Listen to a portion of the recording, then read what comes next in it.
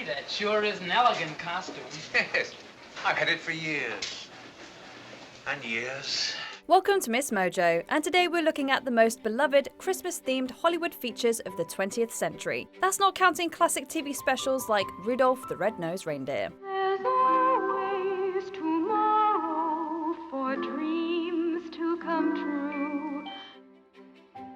Number 10. The Santa Claus. Home Improvement star Tim Allen is a less lovable dad as divorced workaholic Scott Calvin. But after Santa Claus falls off of his roof, he learns how to embrace cheer and work with his son while transforming into the new Father Christmas.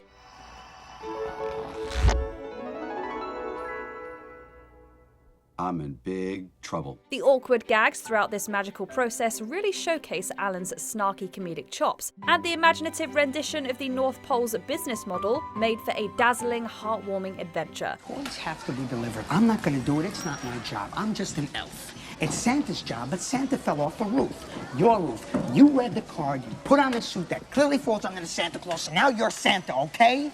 The Santa Claus had everything to be a Disney holiday classic, never mind a box office smash. There's a lot more division on the worth of its 2 sequels and a Disney Plus series. Still, the success of the franchise and many other holiday blockbusters is owed to this 90s family favourite. Merry Christmas to all, and to all a good night. When I wake up, I'm getting a CAT scan! Number 9. White Christmas. It won't be long before we'll all be there with snow. The Irving Berlin Music Holiday Inn made Bing Crosby a movie star for all seasons. The classic anthem, introduced in its Christmas climax, in turn inspired the film White Christmas. Who's responsible for holding a show in this advanced area? Well, sir, as a matter of fact... It was me, sir. Me, sir. It was my idea, sir. I mean, when you've got an entertainer, sir, of the caliber of Captain Wallace, sir.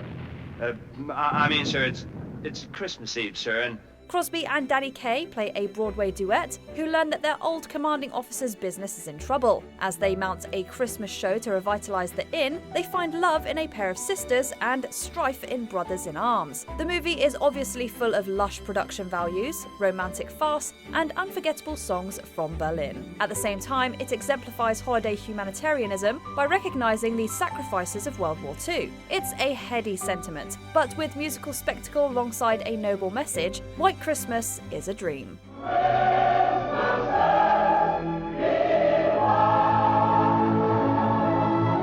Number 8. National Lampoon's Christmas Vacation. I want to have Christmas here in our house. It means a lot to me. All my life I've wanted to have a big family Christmas. If you have a disastrous family vacation story, Clark Griswold likely has you beat. The earnest suburbanite may not stand a chance of salvaging Christmas between the insufferable extended family, decoration mishaps, and suspiciously delayed bonus check. At least the hysterical Chevy Chase is a more capable host than poor Sparky. You surprised? Surprised, Eddie? If I woke up tomorrow with my head sewn to the carpet, I wouldn't be more surprised than I am right now. Many rank the third installment in the National Lampoon's Vacation first in terms of riotous slapstick chaos. The satire of pressure and consumerism during the holidays nonetheless leaves room for wholesome payoffs. National Lampoon's Christmas Vacation is itself a tricky balance between cynical adult humour and festive charm, but pulls it all off as fun for the whole dysfunctional family. Welcome to our home. What's left of it? Number 7. The Nightmare Before Christmas. From producer Tim Burton and legendary stop-motion director Henry Selick came the ideal transition in holiday viewing. The Nightmare Before Christmas follows Jack Skellington's journey from Halloween Town to give Christmas a morbid makeover. Boy, I could make a Christmas tree, and there's no reason I can buy. I couldn't handle Christmas time. I'll bet I could improve it too, and that's exactly what I'll do. Critics weren't wrong about the surreal, macabre imagery being a little much for a kids' movie, and yet the imaginative design, unexpected heart, and amazing Danny Elfman soundtrack are as whimsical as any animated classic. There's frost in every window, oh, I can't believe my eyes, and in my bones I feel the warmth that's coming from inside. The Nightmare Before Christmas has been a year-round pop culture staple since 1993. It just particularly resonates with those who want a break from sappier seasonal fare, but not the sincere message of joy to all. Who says the best family holiday fare has to be holly and jolly? This is Halloween, Halloween, Halloween, Halloween. What's this? Number 6, Home Alone. I made my family disappear. 8-year-old Kevin McAllister is so overlooked by his oversized family that they accidentally leave him behind during a Christmas trip. He's finally the man of the house, then the hero of the hour, when a pair of bumbling burglars break in. At least they stole the audience's heart. I'm up here, you morons! Come and get me! You guys give up, or you're thirsty for more?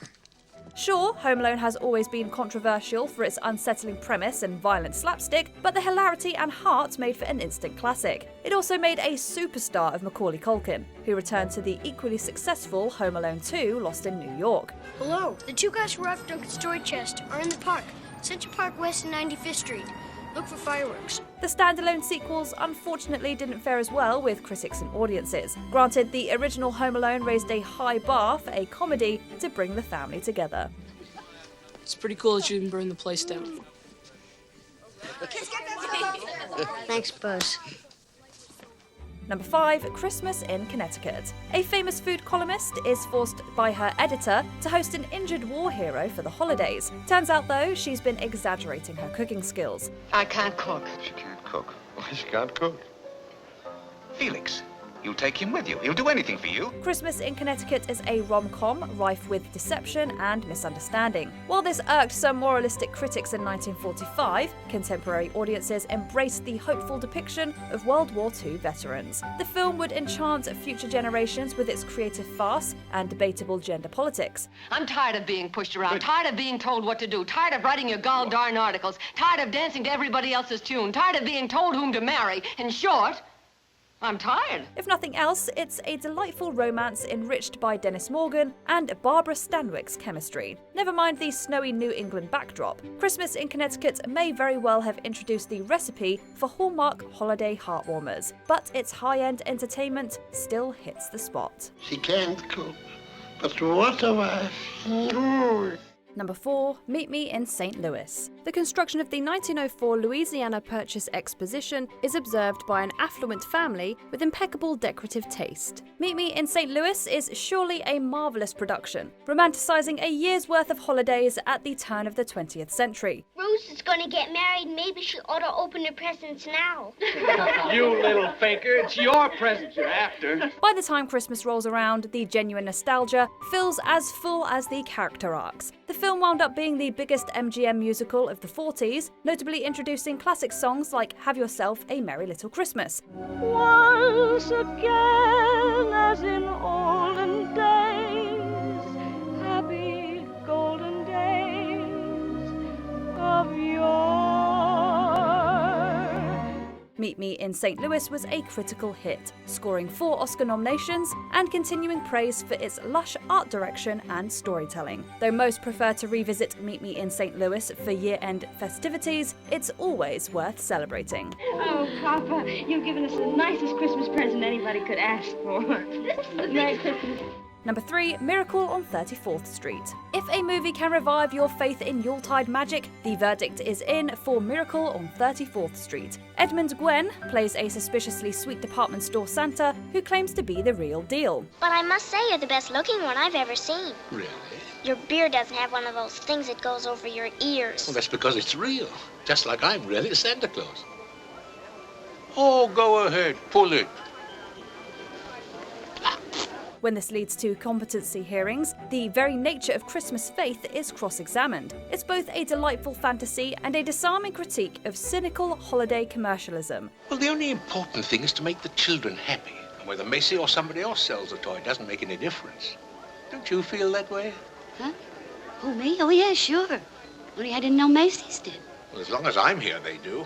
No less importantly, it's sincerely driven by its characters and uplifting message for the child in everyone. It's notably launched a young Natalie Wood, but the lovable Gwen claimed one of the film's 3 Oscars. The 1994 remake inspired a much bigger rift between critics and audiences. Nonetheless, the original Miracle on 34th Street is a unanimous crowd pleaser. Christmas isn't just a day, it's a frame of mind. And that's what's been changing. That's why I'm glad I'm here. Maybe I can do something about it. Number 2, A Christmas Story. Based on Gene Shepard's satirical Parker family saga, A Christmas Story isn't exactly naive holiday nostalgia. That's exactly what makes it holiday nostalgia at its finest. What do you want for Christmas, little boy? My mind had gone blank. Frantically, I tried to remember what it was I wanted. I was blowing it. Come on, kid. Shepard himself lovingly narrates a quintessential suburban Christmas break for 9-year-old Ralphie Parker. The slice-of-life period piece hilariously spoofs the pressures of what was already a commercialized and ritualistic holiday by 1940. At the same time, the whimsical aesthetic, quirky characters, and prevailing heart remind us why we love the season anyway. The old man's eyes boggled. Oh, wow. Overcome by art. I know just the place for it. Right in the middle of our front room window. Audiences certainly fell in love with little Peter Billingsley, who returned as Ralphie nearly 40 years later for A Christmas Story Christmas. This affirmed the witty and wondrous original as a nostalgic staple, regardless of viewers' own Christmas stories. That Christmas would live in our memories as the Christmas when we were introduced to Chinese turkey. All was right with the world. Before we unveil our top pick, here are a few honourable mentions. Die Hard. The groundbreaking actioner is embraced as a tradition for its Yuletide backdrop. You mind if we hear some tunes? Hey, that'll work. You got any Christmas music? Jingle all the way. Arnold Schwarzenegger's comedy vehicle is an underappreciated satire of holiday consumerism. Where's your Christmas spirit? That's better. Now, there must be a turbo man around here somewhere. The shop around the corner. Rival gift shop employees don't realise that they're each other's beloved pen pal. I didn't know you had a girlfriend. Probably isn't easy for you to imagine anyone like a man of my type. Now, Mr. Crawley, don't let's start all over again. It's Christmas and I'd like to be friends with you. Trading places. Eddie Murphy and Dan Aykroyd take on class conflict at what should be the season of giving. It's obviously some primitive attempt to try to frame me. Frame you? Boy, if that isn't the pot calling the kettle black. A Christmas Carol. Reginald Owen leads a loose but especially uplifting interpretation of Charles Dickens. To all of us, everywhere, a Merry Christmas to us all, my dears. God bless us, everyone. Before we continue, be sure to subscribe to our channel and ring the bell to get notified about our latest videos. You have the option to be notified for occasional videos or all of them. If you're on your phone, make sure you go into your settings and switch on notifications. Number 1, It's a Wonderful Life. True to its name, Frank Capra's It's a Wonderful Life is more than just a holiday heartwarmer. It's a humanistic study of the life and times of banker George Bailey, who recognises the lives he's touched when a guardian angel visits one tragic Christmas Eve. I don't know whether I like it very much being seen around with an angel without any wings. Oh, I've got to earn them. And you'll help me, won't you? Sure. How? By letting me help you. Such depth of character and thematic development represents the seasonal values of charity as timeless obligations. That kind of philosophical escapism didn't quite suit the social and critical climate of post-World War II America. Why don't you go to the riffraff you love so much and ask them to let you have 8,000? You know why? Because they'd run you out of town on a rail. From box office disappointment, however, It's a Wonderful Life was nominated for 5 Academy Awards and championed as a feel-good masterpiece. In fact, subsequent generations continue to celebrate it as possibly the masterpiece of old Hollywood's Christmas classics. To my big brother George, the richest man in town. What are your favourite movie viewing traditions for the holidays? Gather around in the comments. Bob Cratchit, would you and your family care to join us for a little turkey dinner on this fine Christmas day? Merry Christmas. Do you agree with our picks? Check out this other recent clip from MsMojo. And be sure to subscribe and ring the bell to be notified about our latest videos.